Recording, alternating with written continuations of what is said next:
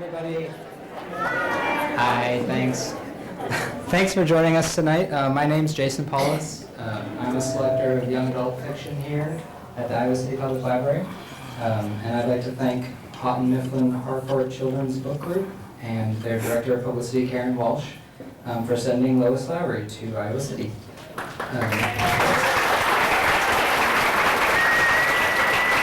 Also, thanks to Prairie Lights Books, who's outside. You bought many of their books tonight, for co-hosting. And I'd like to mention that although it's not what brought Ms. Lowry to Iowa City tonight, it would be ridiculous not to point out that she's arrived at the tail end of the 30th anniversary of Banned Books Week. We have a variety of buttons on the side there for free to take on your way out. If you turn in your evaluation forms as well, it'd be great. So sadly, her work is repeatedly listed in the annual report of materials that were banned or challenged in schools and libraries across America. Also, please stop by the display in the chaos inside the library and check out some other banned or challenged books we have displayed there by the checkout desk. Lois Lowry is the author of more than 30 books for children and young adults and has received 2 Newbery Medals for The Giver and for Number of the Stars. She's also received countless other honors and is here tonight to read from her new novel, Sun, which is part of the Giver Quartet. Please welcome Lois Lowry. Okay. Do I need to move that aside so I'm not talking into too much? Okay. Thank you. I've never been in Iowa City before. This is part of a 14-city book tour, and you're the 3rd city. By the time I'm in Albuquerque, I will stand up and say, "It's so nice to be in," and I won't remember where I am. I probably will remember Iowa City quite well for a long time because in actually every city I go to, I have encounters of an interesting kind, and I have had that here. I flew into Cedar Rapids. I guess you guys don't have an airport. I came here from Chicago. Flew into Cedar Rapids, went out of the airport, got into the first cab in line, and the cab driver was very cheerful and smiled and said good morning. And having just been in Chicago and New York, I said, "Oh, it's so nice to be in a taxi with a cheerful cab driver." And he said, as we were settling in, "This is not a taxi."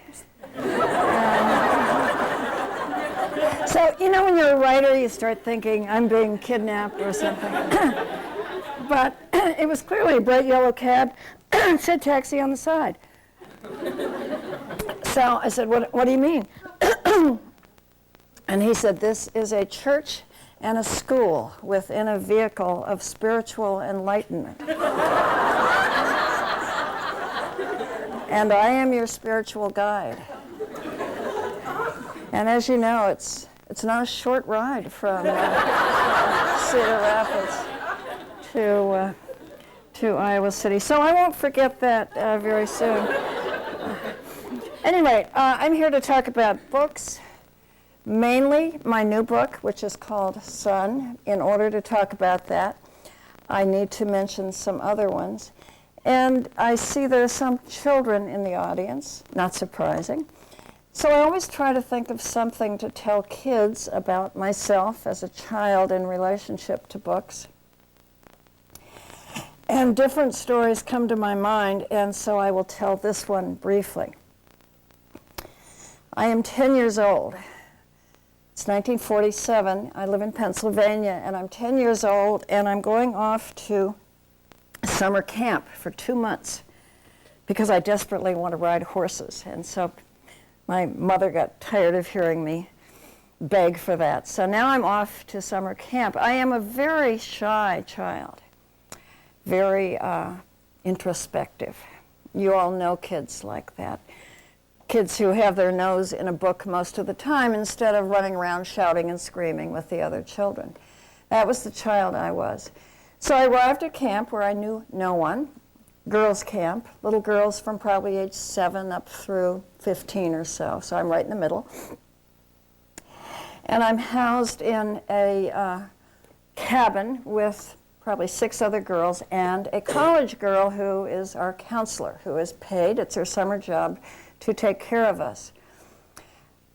I, as I said, was a very quiet, shy child, but I've always been, even as a child, I was very observant. You have to be a writer, and I was a writer even as a child. I noticed everything, even though I didn't often participate in everything. And very soon I noticed that the camp counselors, these college girls who were working there for the summer, would ask the young campers about their families, and they would pay more attention and nicer attention to the little girls who had older brothers in college. I had an older sister who, when I was 10, my sister was 13 years old, and I had a little brother who was 4. But when they asked me about my family, I mentioned my sister and my brother, and I said, and I have a brother who goes to college. That was just expedient. It was a way of garnering some attention and some special attention from the counselors. But they were interested enough in that they began to ask questions about my brother. And so I fell into that realm of fiction writing, which is otherwise known as lying. And they asked me what his name was. That was easy. I made up a name that was one of my favorites. I said his name was David.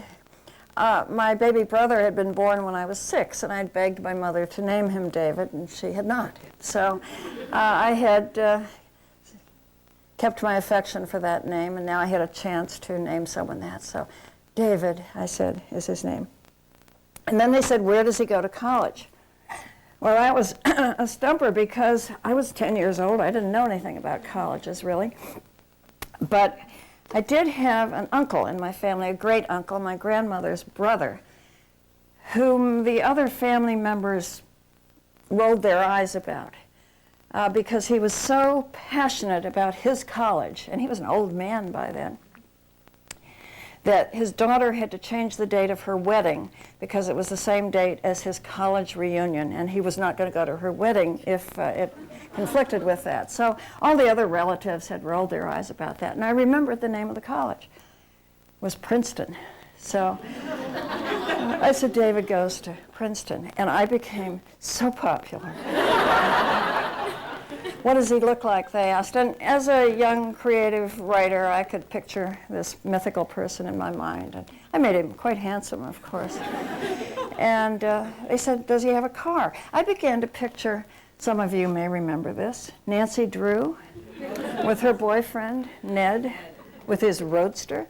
I knew enough not to say my brother drives a roadster, but I said, yes, he has a blue car. It's a convertible.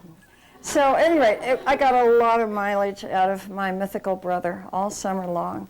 And they would ask if he was ever going to come to visit. And always, he might next weekend. He might come up to visit. I also, of course, lived with the fear that I would be outed as a liar, but I wasn't. Maybe in later years, some of those girls went on to parties at Princeton and asked around for the David with my last name and began to realize he didn't exist. But to me, it was a way of confirming something I had always known of the power of fiction, how you can sort of grab people with it and hold their interest. I had probably known that for a long time before that, but my first memory of becoming aware of the enormous and profound power of fiction was not my reading of Nancy Drew or the Bobbsey twins, though I was indiscriminate and read all those things. It was the time my mother sat down and began to read aloud to me a book that was an adult book that she had received, I think, from the Book of the Month Club and perceived that I would enjoy. My sister opted out very early on, rolled her eyes and said, boring, and went off to do something else. But night after night, my mother read to me a book called The Yearling. That book holds up well. If you go back and read it yourself now, you'll find it's a beautiful book. But the thing that I remember most is that my mother cried when she read to me from The Yearling. I had never seen my mother cry before. And it was not frightening, but it was moving to realize that this book had that power. It taught me something that I would not have been able to describe at that age, but it taught me something that I've never forgotten about literature and what it can do. I've gone back and reread The Yearling, and I can't quote this exactly, but at the end of the book, the boy in the book, whom I so identified with, is grown, and in the final paragraphs of the book, he's sleepy. He wakes up at night because he thinks he's heard a noise. And then it says he realized it was the sound of his childhood self. It was himself as a child. He was remembering it. And then it says an odd thing. It says he would be lonely all his life. It's a very, very moving book, but that particular passage at the end reminds me of what I do so often, which is to listen and to hear my own childhood voice. That's why I'm able to write for kids. When introducing me, he said I've written over 30 books. I think this new book is actually number 40, so we'll have to change what information goes out in the press release. So there have been many, many books, and there will be time for questions, and please feel free to ask me about any of them. I can remember most of them, but not sometimes the details. And I still get letters sometimes from kids who will refer to a book that I wrote 20 years ago, and they'll come up with some little detail and ask me about that, and I'll draw a complete blank. But I do remember them in a general way, and I can answer questions about them. But the new book is the fourth book in what for a long time was a trilogy and is now called a quartet, which always makes me think of four guys singing Sweet Adeline. But it's the last. I made the mistake of saying after The Giver was published in 1993, I believe, that it would not have a sequel. I should never have said that, although I believed it at the time, because later I was to write 2 and now 3 more books. But when I sat down and wrote The Giver, I don't remember the book that immediately preceded it, but there is always a period of time when I finished a book, and probably it's in the process of publication, which takes some months after my finishing it. During that period of time, I'm always aware that it's time to start a new book. And I used to worry that I would not have another idea, ever. But I've discovered that always the ideas come, so I don't panic about it anymore. But I was in that period of time when I had completed the previous book and knew I would be writing a new one soon and didn't yet know what it was. And during that time, I live in Boston. I was flying back and forth every 6 weeks to Virginia to visit my father, who was in a nursing home. My father was beginning to lose his memory, and my brother and I had prepared a photograph album.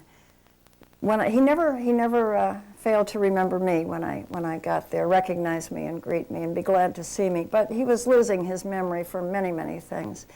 And so in this photograph album, we had put photographs of things that were part of his life and that would very often trigger memories.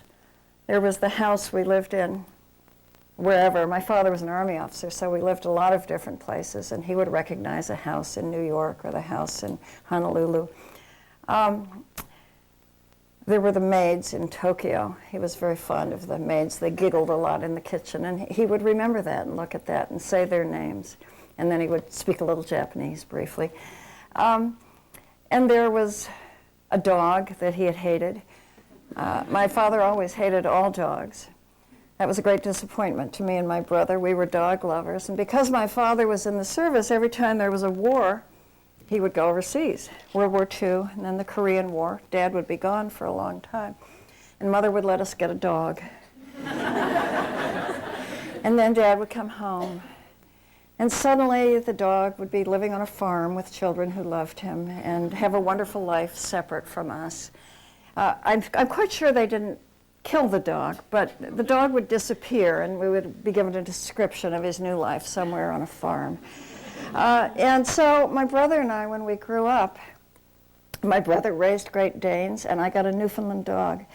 Newfoundland dog, you may know, is the among the largest dogs there is, as is a Great Dane. And so I think there was something psychological, a little kind of revenge on my father. And so there were photographs of our dogs in the album, and he would turn the page, and there would be a big dog.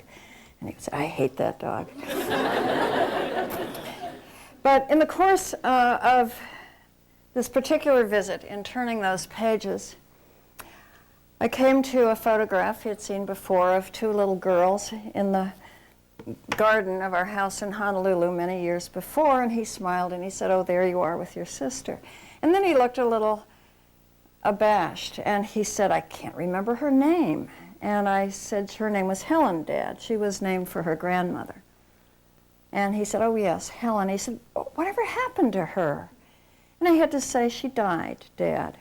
His first child had died young. My first book was about that, A Summer to Die. And he had forgotten, probably the worst day of his life, and he had forgotten it. So he was immediately, of course, saddened by that, because it was as if it was news for him, as if he had not known. And so I turned the page, and there was another house or a cousin or a dog or whatever. Oh, the car that he loved, best car I ever had. He would look at that picture of a Chrysler 300 in 1954. Best car I ever had. But then turning the pages, there were the two girls again, teenagers now, smiling in the photograph. And he looked at it and smiled, and he said, oh, there you are with Helen. And then he said, I can't remember what happened to her. And I had to say again, she died, Dad. People have asked me when I tell this story, why did you tell him if it made him so sad? And my only answer to that is, I couldn't lie to my father. But I did, again, within the space of 5 minutes, have to sadden him with that news. And when I was driving my rental car back to the airport that day, I began to think about memory and how it affects us and how we use it or fail to. And I began to think the way a writer thinks, always with the phrase, what if? And I thought, what if there were a way to control human memory? What if you could give somebody a pill or a shot of some medication and it would cause them to forget everything sad or scary that had ever happened to them? Would that be, maybe that would be a good thing. Maybe we should be trying to find such a drug. But of course, the more I thought about it, the more I realized for many, many reasons that would not be a good thing. And I began to realize that what I was going to write about next would be people who had found a way to do that. As soon as I realized that, I knew that the book would have to be set in the future. And I have never been a fan of science fiction. I had read as an English major in college the classic dystopian novels, Brave New World, Orwell, all those others. And I had later read my own favorite, The Handmaid's Tale by Margaret Atwood. But I had never considered writing a book set in the future until I came up with these thoughts about memory. Memory has always been interesting to me, along with, this seems to go with it almost, dreams. And I've sometimes described that to people as the two things that are so uniquely ours. Nobody else has your dreams. As a matter of fact, I'm just remembering this. I've never said this to an audience before. Way back, I wrote a book, one of my favorites, called Autumn Street, which is autobiographical. And the little girl, me, in the book is only 6, though it's not a book for 6-year-olds. It focuses around the murder of a childhood friend in Pennsylvania when I was a very little girl. But my sister is in the book. And in the book, we're sharing a bedroom.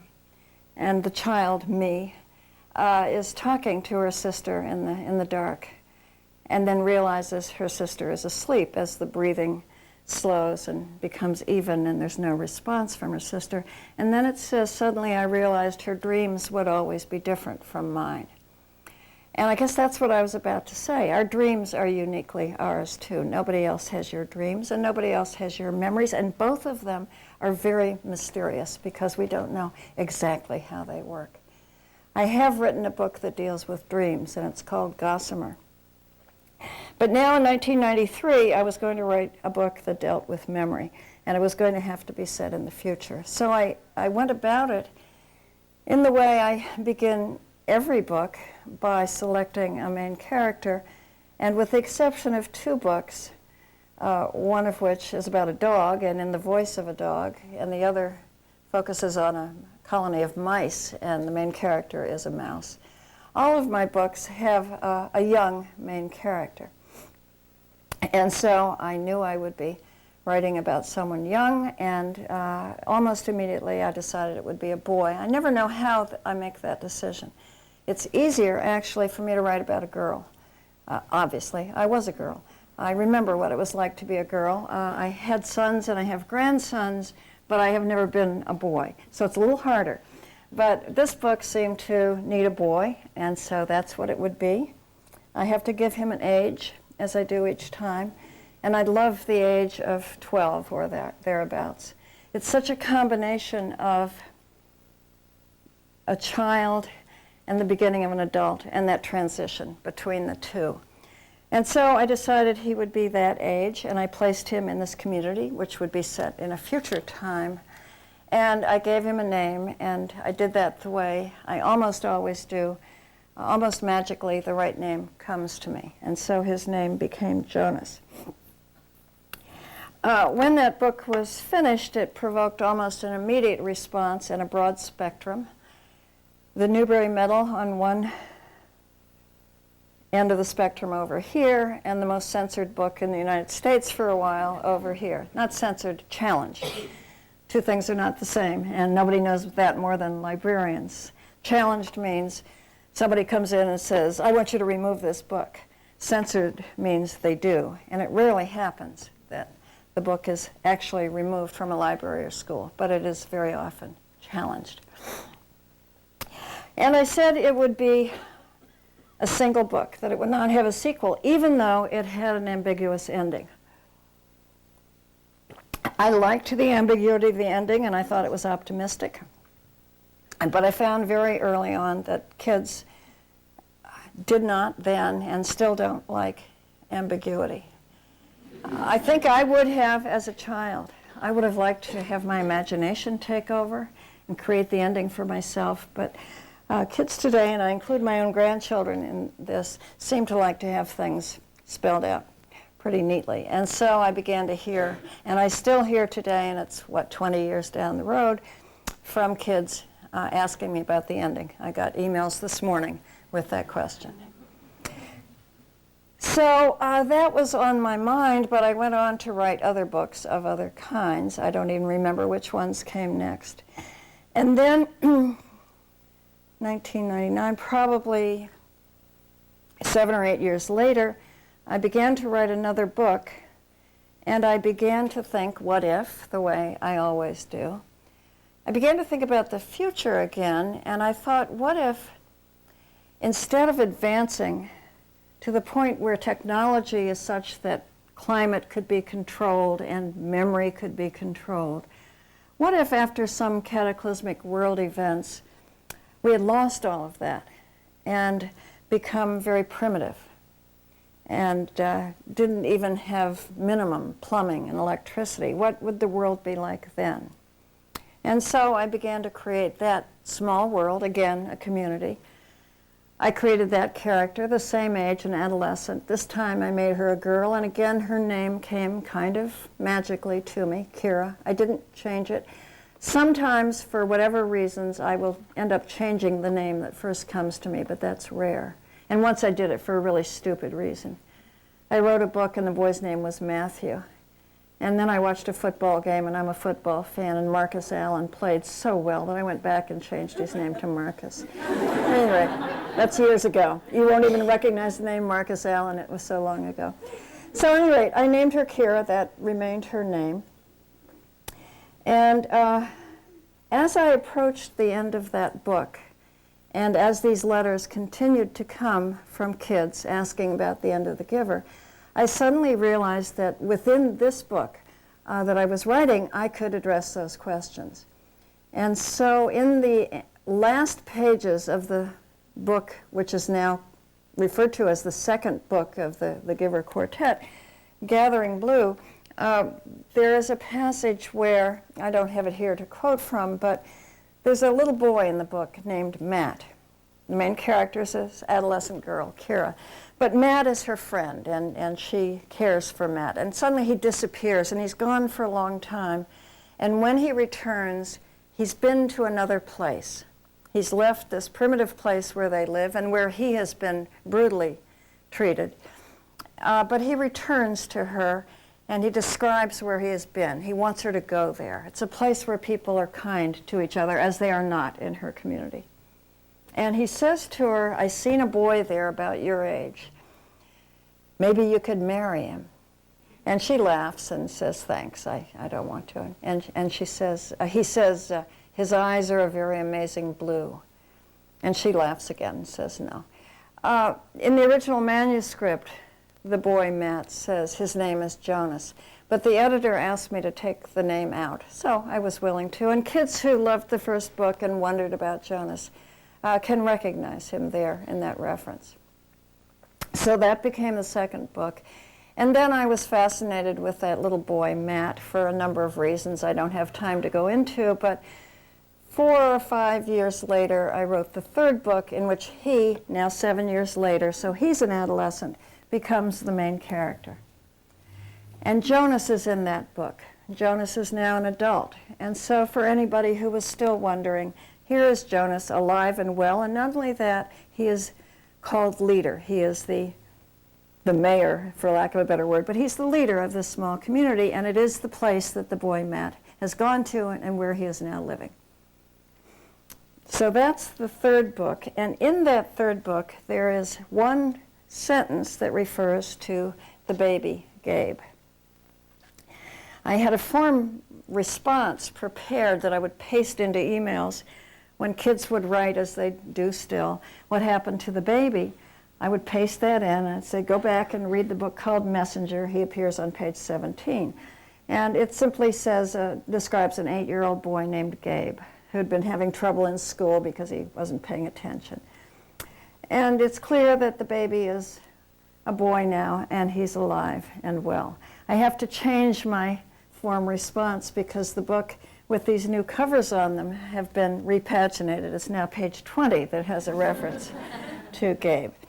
But because the letters asking about the baby kept coming and coming and coming, and when I say letters, I mean mostly emails, because nowadays that's the way kids get in touch with me. 15, 60 a day, not all of them asking about Gabe, but many of them, always some each day asking about the baby. So I think that propelled me to think about the baby a lot as well. When you're writing a book, fiction, as the writer, the characters become very real. You know they're fictional. You know that you've made them up, but you live with them for a very long time, day after day after day, and you begin to care about them. And then the time comes when you have to say goodbye to them and close the door and type the end and send the manuscript off and put it out there, and you're not living with them anymore. And you don't stop thinking about them. So I too had thought about that baby, and that's what I sat down to write about. And now it's been, probably when I sat down to write this, 19 years after Jonas took that baby, kidnapped that baby, and fled that community. So I sat down to begin to write about Gabe when he's an adolescent. And I'm just going to quote a brief passage here, and you can see that it is not the beginning of the book, but it was when I began to write it. It ended up toward the ending of the book. And it says here, he asked Jonas again and again. Jonas, of course, is still in this book. He's no longer the leader. He's retired from that, and he's now the archivist or the librarian for this community. It was Jonas who had brought him here years before when Gabe was just an infant. "Why did my parents let you take me?" he asked. "You didn't have parents," Jonas explained. "Everybody has parents. Not in the place where we lived. Things were different there." "Well, how about you? Did you have parents?" "I had people I called mother and father. I'd been assigned to them." "Well, what about me?" "You hadn't been assigned yet. You were a bit of a problem." Gabe grinned at that. He liked the idea of being troublesome. It seemed to give him a certain superiority. "I had to have parents, though," he said. "People don't just get born from nothing." "You know what, Gabe? I was just a boy then. Babies appeared from the infant care building. They were given to parents. I accepted it. I never knew anything else. I never asked where the babies had come from. Gabe hooted with laughter. Ha, he said, where do babies come from? Every kid asks that. Gabe was laughing, but Jonas looked serious and concerned. You're right, he said. And I do remember that there were young girls chosen each year to be what was called birth mothers. They must have been the ones who, well, what happened to the birth mothers? What happened to my birth mother? I don't know, Gabe. Didn't she want me? Jonas sighed. I don't know, Gabe. It was a different system. I'm going to find out. How? Jonas asked. Gabe swaggered when he replied, I'll go back there. You can't stop me. I'm going to find a way. So this was going to be the beginning of the book. Every time you write a book and create that main character, the character has something that he or she needs or wants or yearns for or is looking for, and this is going to be Gabe's thing. He wants to find his origins. But I found something remarkable happened when I was writing that. I found myself wondering in the same way Gabe was wondering about his mother and about these young girls who, in the first book, at age 12, are assigned their future task, their job, which is to give birth, to provide the next generation for this community. And I thought about those girls and what would that have been like and what would his mother have been like. So I set that aside in my computer. I made a folder, called it Gabe, put that in there, and opened up a new document and began again and created a new character. And she is a girl. So the book now begins with this paragraph. The young girl cringed when they buckled the eyeless leather mask around the upper half of her face and blinded her. It felt grotesque and unnecessary, but she didn't object. It was the procedure. She knew that. Very shortly thereafter, it says this. The discomfort had started some hours ago intermittently. Now it was nonstop. She breathed deeply as they had instructed. It was difficult, blinded like this. Her skin was hot inside the mask. She tried to relax, to breathe in and out, to ignore the discomfort. No, she thought, not discomfort, it's pain. Gathering her strength for the job, she groaned slightly, arched her back, and gave herself up to the darkness. Her name was Claire. She was 14 years old. So the book opens with Claire giving birth, having been chosen as one of those birth mothers. But because she, as a main character and one whom I came to care about very quickly, also has to have a goal, a yearning. And so she gives birth to a child whom she doesn't see because she's been blinded by a leather mask. And he's taken away from her immediately. But the birth has not gone well, and so she's deemed not qualified to give birth again. And she is changed to a different job in the community, and she finds a way to know where her child is and to watch the child through his first year as he develops. And then at the end of the first book, at the end of The Giver, the boy Jonas steals the baby and runs away. And so for Claire, the child is taken from her a second time. And so that is her task. That's the thing she yearns for, is to find her son again. And the whole center section of the book covers 14 years because it takes that long for that to happen. Back when I was a housewife and mother myself, living in Maine, Labor Day weekend of 1975, there was in the news an account of a family with two children, a girl I think about 10 and a little boy named Kurt who was 4, who had gone camping for the holiday weekend up in northern Maine in a campground at a state park. And somehow that little boy wandered off that weekend and he was lost. And so the search began, and every day the newspaper and the television news was full of the search for this small child whose face I can still see in my memory. And at first it was game wardens and police and family looking for him, and then it was helicopters and dogs, and it's expanded. And the days went on. And in Maine in September, as apparently here as well, it begins to get cold. The nights were getting cold. And eventually they had to stop looking. And no trace of that child was ever found. And I remember thinking as a mother, how could you pack up your car and go home? I just can't imagine it. To this day, I can't imagine it. How would you ever go to sleep at night again? How would you live the rest of your life? And that is what this girl, Claire, 14 at the beginning of the book, is faced with. Her child is gone, and she has no idea where he is, but she sets out looking for him. I think any mother can relate to that. But because I'm writing for young people and for boys as well as girls, the book also focuses on the boy growing up and the things that he's looking for. Okay, I'm going to stop now in order to give you time for questions. I've got my eye on the clock, and I believe they've set up, like the old Phil Donahue show, a microphone so that everybody will be able to hear your questions. I was once at an event at Harvard. I live in Cambridge, Massachusetts, and the Spanish film director, Pedro Almodovar, was speaking, and the audience was filled with serious film enthusiasts. And when it came time for questions, they lined up, all of them, and none of them really had a question. All of them wanted to give a long speech about their feelings about the films. And Almodovar didn't speak English anyway, so somebody had to translate. It was the most tedious evening I've ever spent. Anyway, who's got a question, which I can try to answer? And as I said, it could be about any of my books. Yes. Do you mind going to the microphone?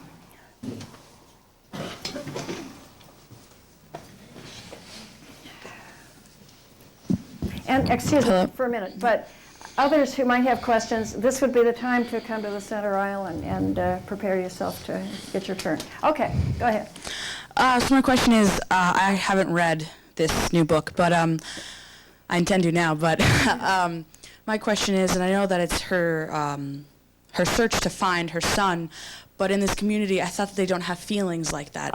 Yes. That's my question. You're absolutely right. It was in order to write this book, you could sit down, you don't have to sit standing. In order to write this book, I had to go back and read The Giver again because I was writing about the same community during the same period of time, just from a different point of view. So it was interesting to me to refresh my memory about the geography of it, the rules of it. And of course, you're absolutely correct. The boy in the book, in the first book, when he turns 12, begins to take the pills that everybody begins to take when they're adolescents and take throughout their adult lives, which suppresses any emotions or feelings, and including sexual feelings. And so the girls who are assigned as birth mothers, in order to regain hormones, stop taking the pills, become pregnant, give birth, and they forget, because she's moved immediately to another place, they forget to tell her to start taking the pills, and so she doesn't. And that's why her feelings come back. Yes, I had to account for that. Because there's always somebody like you who notices and asks. Okay, yes? What do you do? You know what? You can turn that microphone, pull it, no.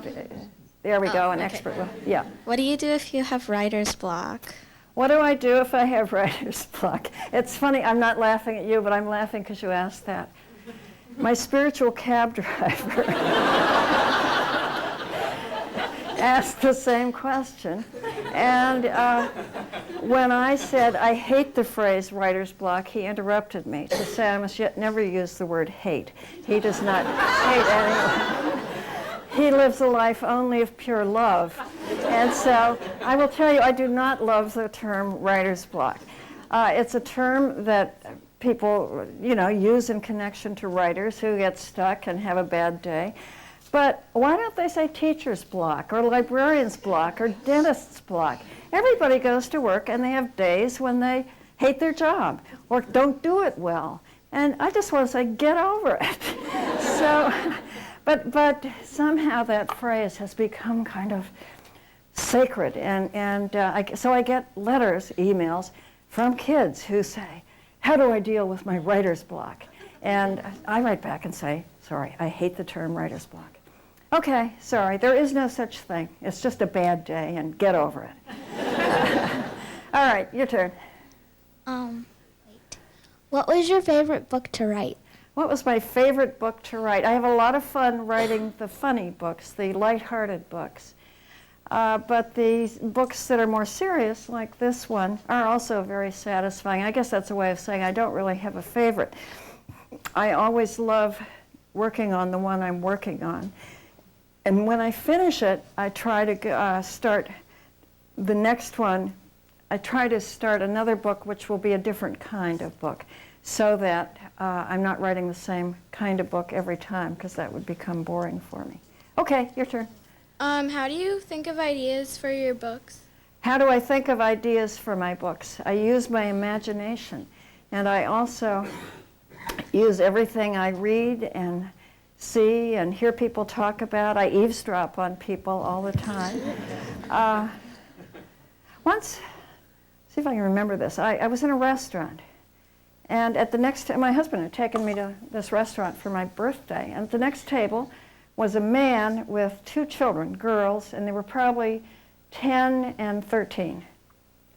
And I was kind of interested in that, because I'm interested in kids that age, and so I was sort of eavesdropping on their conversation, particularly when the man said, you girls are probably wondering why I know, it was also a very fancy restaurant. It was my birthday, after all. I wondered why he had taken them to a pizza place. Here he's in this French restaurant. It's going to cost him $200 to feed these kids, and they'd probably rather have pizza. So that was interesting to me. And then he said, you girls are probably wondering why I've brought you here tonight. And they said, yes. And he said, I want to talk to you about my will. And one of them said, Daddy, are you sick? No, I'm fine, but we need to discuss my will. And he said, we need to discuss my stamp collection, and he listed a whole lot of valuable things, my paintings, my car. He went on and on like that. And one of the girls said, why? And he said, because I don't want your rotten mommy to get any of it. Well, I mean, that was just so interesting to me. So all of this is in the category of how I get my ideas. I mean, I haven't written that book, but it's there in my head. What I eavesdrop on is the relationships to people and how they deal with each other, and that's a good example of it. And I could give you many more, but I won't take the whole evening at it. But that's how I get ideas. Okay, can you reach that microphone? Stand on your tiptoes. That's good. What was your favorite? What was your first book? My first book was called A Summer to Die, and it's about two sisters. I named myself Meg, and I named my sister Molly. Those were not our names. But it's about the effect on a whole family of the death of the older daughter. I took my little brother out. He was in the book in the beginning. The girl in the book is 13, the one who's me. So my little brother at that time would have been 7, and he was in the book at first. I had written about 5 chapters, and I realized something was going awry. And finally, I realized it was because of the brother. Little brothers are often very funny. And this little one was walking through the book, and he was being amusing, and it was supposed to be a serious book. And so I just went back, rewrote it, took him out. And it was my first book. When it was published, I sent a copy to my brother, who was practicing medicine in Virginia and had a beard and a wife and 2 sons. And he wrote back, this is before email, and he said he'd read it and the medical details were all correct, and it was nice to remember our sister, and he hoped the book did well, and what happened to the brother, he asked. So later I wrote my only other autobiographical book, the book called Autumn Street, in which I, the little girl, is 6, and I mentioned already it's about the murder of a childhood friend. My brother was born when I was 6, so I put him in this book, The Birth of the Baby Brother. And when it was published, I sent a copy to my brother with a note saying, here you are, I put you in this when you appear on page 100. And then I pictured my brother turning to page 100, because, of course, if somebody tells you that, you're not going to read 1 to 99, you're going to go right there. I don't have it here, so I can't quote it exactly, but it's something like this, and it's told in the voice of the little girl. And it says, of Gordon's few baby skills, there was only one that I admired. Sometimes when Mama bathed him, he lay squirming and naked in her arms, and sometimes he peed into the air, high and arched like a rainbow. Oh, I wish I could do that, I said to Mother. Well, she said, you're a girl. Girls can't do that. Can Daddy do that, I asked. Goodness, said Mother, I suppose he could. My friend Charles can.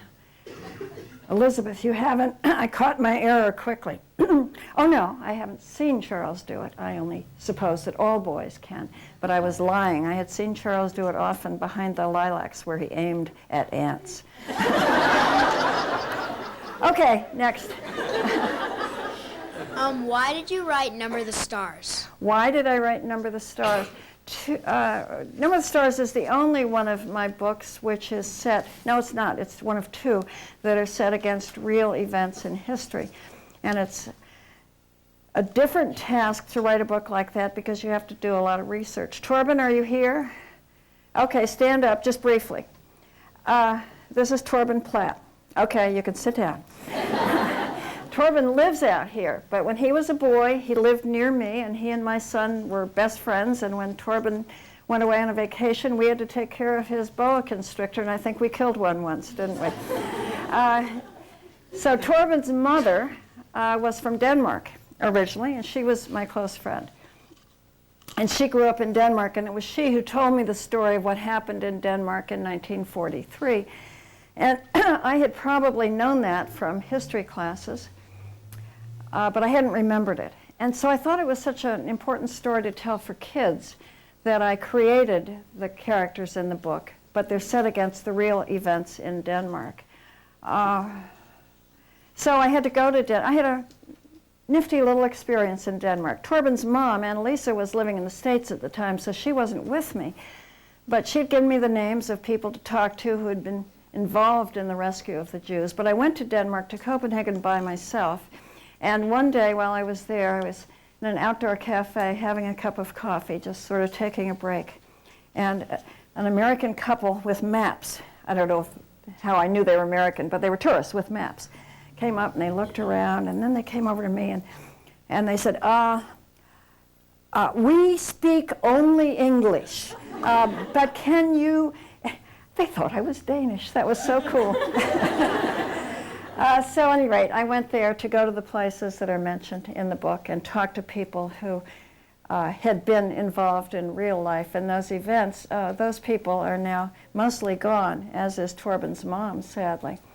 But that's how I got the idea for that book. Okay. I was reading Son earlier, and I noticed that Gabe, in his desire to build a boat, there was a passage in it that it was described very similar to a part in The Giver where Jonas was transferring a memory to baby Gabe about like a boat on the lake. And I was wondering if that was intentional on your part? Because I don't remember the specific passage you're referring to, but it very well could have been, because I had gone back and reread The Giver when I was writing this, so I would have been newly again aware of those passages. And you may remember, if you know The Giver, that Jonas had transferred to the baby the memory of being in a boat. And in this book, the boy, Gabe, preparing to look for his mother, is building a boat. He's planning to go on the river. So yeah, I think that probably was intentional. If it wasn't, it was a nice coincidence. Yeah. I was going to ask about another intention. Sometimes when readers are going through a book, they find symbols or objects that they can attach meaning to. And I've always wondered whether authors plan those ahead of time, or if it's just a happenstance. The apple in The Giver, or the shoes or the kitten, for instance, in Number of the Stars come to mind pretty quickly. I can't speak for other writers, other authors. And I think sometimes the whole concept of symbolism is taken too far by teachers. I'm remembering specifically one I had in college who was dealing with a novel by Flannery O'Connor, who used a lot of whose work had a lot of religious symbolism, religious meaning in it. But I remember this particular professor pointing out a passage in which a character in the book crossed the street, and we were supposed to see the word cross as a religious symbol. And you know, there's not many ways to go from one side of the street to another. But I think it's probably in my part, those things find their way into the book subconsciously, and then I can recognize them after they're there. You mentioned the apple in The Giver. And actually, I made a dumb mistake when I was writing that book, which fortunately was pointed out by the editor, caught by the editor. In the original passage, when the two boys are throwing something back and forth, and it's the first time the boy sees color, they were throwing a ball, which seemed the obvious thing for two boys to be throwing back and forth after school. And the editor wrote a note saying, why would they be manufacturing balls in color? How would they use paint or dye, and why would they have paint or dye? And of course, she was right. So I changed it to an apple so that everything in which he sees color is a natural object. First the apple, later flowers, pumpkins, but nothing manufactured. But then, having put the apple in as an afterthought, I can see it there. If you want to make a symbol of it, sure, why not? And other things as well. I realized that at least two of my books have a sled in them, The Giver, and then early on the book Autumn Street, in which there's a sled that figures. And of course, there's a famous movie, Citizen Kane, with a symbolic sled, and another famous work of literature, which all ninth graders so hate. We must never say hate, we must live only in the realm of love. But Ethan Frome, which I happen to love, because I live in the world of love, but I like that book a lot. But that also has an important sled, clearly a symbol. But I think those things enter most often subconsciously, and then perhaps if the writer later realizes that the writer can go back and heighten them or do whatever he or she wants or needs to do. But for me, at least, they appear kind of organically. Yeah. What advice do you have for aspiring authors? That's the question I so dread because I don't have any. You know, I think most young people who want to be writers are already doing the things that I did as a young person, which is to write a lot and read a lot. Those are really the only two things that you do to prepare to be a writer until you go, say, college level and study craft, or these days, high school level. In my day, they didn't teach writing, creative writing, any earlier than college that I recall. I'm sometimes distressed when kids write to me and they want to be writers and they're writing a lot and they want to know how to get published, because I think that's way premature.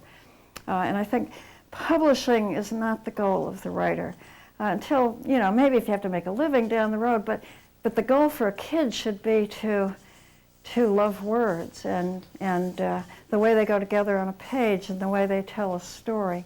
And that should be the thing you think about, and not how can I get an agent, as some 12-year-olds write to me. So, sorry, I don't have a good answer to that question. Yeah. Oh, sorry.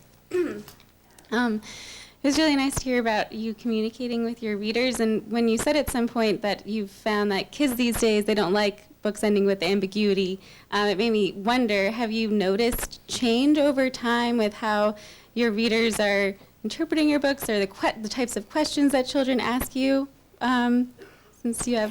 I haven't noticed a great change with readers of my books, because I don't think my books have changed a great deal in their style and tone over the years.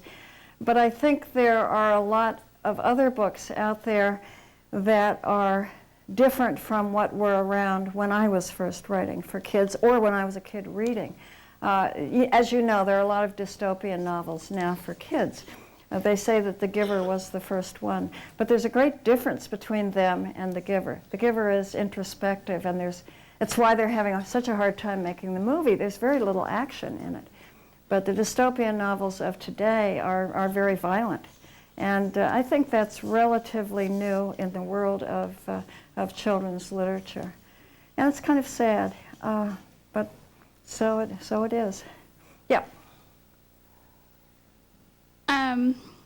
How do you this is kind of a weird question, but how do you choose, like, how to make your characters speak? Like, how do you choose different To make types of, them speak, is that what you said? yeah, like how do you choose different dialogue based on the setting? Like the number of the stars is obviously has a vastly different setting than The Giver.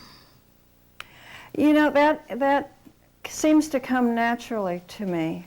There are some passages, particularly in Gathering Blue, and then again in the middle section of this book, where the community of people have almost speak in a dialect. And that just comes, you know, I'm hardly channeling anything, but it comes naturally to me when I'm writing it. When I create those people, that's the way they talk. I can't describe it any better than that.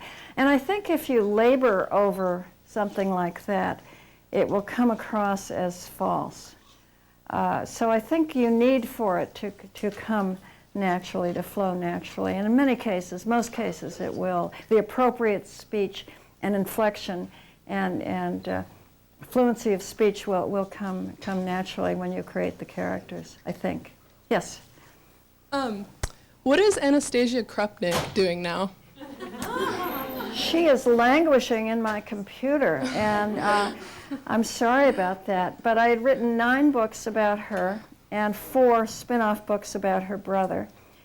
And after the 9th book, the paperback publisher told me not to do any more, that they had published enough of them. And I had already started the 10th, and so I stopped, and it's still there. But one of the reasons I think they decided to quit was that they felt they were becoming dated. For example, Anastasia's father, who is a professor and a writer, works on a typewriter. And today's kids, of course, they know what a typewriter is, but it's like a historic object. I think kids could get beyond that. They can read a book that's set in 1950, and they'll know it's 1950. I can remember once when one of the Anastasia books was published in England, and Anastasia has a baby brother, and they kept referring in the book to his diapers as nappies. Yet the book was set in Boston, and I thought British kids must wonder why they're calling them nappies in America when they're clearly called diapers. But at any rate, the publisher felt that kids couldn't deal with the datedness of those books.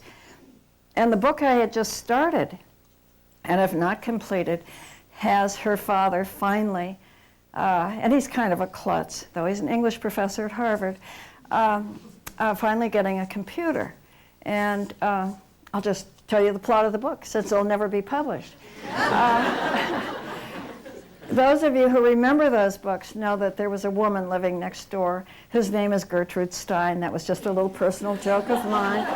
And she's an old woman, a spinster, except not. She had a brief and unfortunate marriage, which she describes at one point, to a man who sold pots and pans door to door.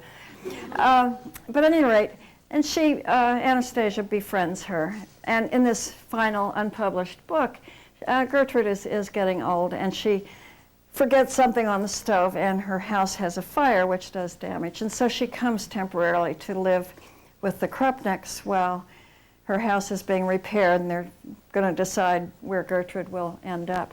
At the same time, Myron Krupnik, Harvard professor, finally gets a computer and is learning to use it. And Anastasia gets a computer at the same time. In the course of his learning to use a computer, and I have to explain that in these books, at the end of each chapter, there's a funny little thing. There's one book in which Anastasia has a correspondence with somebody, and those letters are at the end of each chapter. And so at the end of each chapter of this book is Myron Krupnik's attempts at his computer, and he enters a chat room. And he starts this bizarre conversation with a woman who develops a crush on him. But it turns out that in the back guest room, ancient Gertrude Stein is also learning to use the computer, and it's she and another guy who is talking to Myron Krupnik.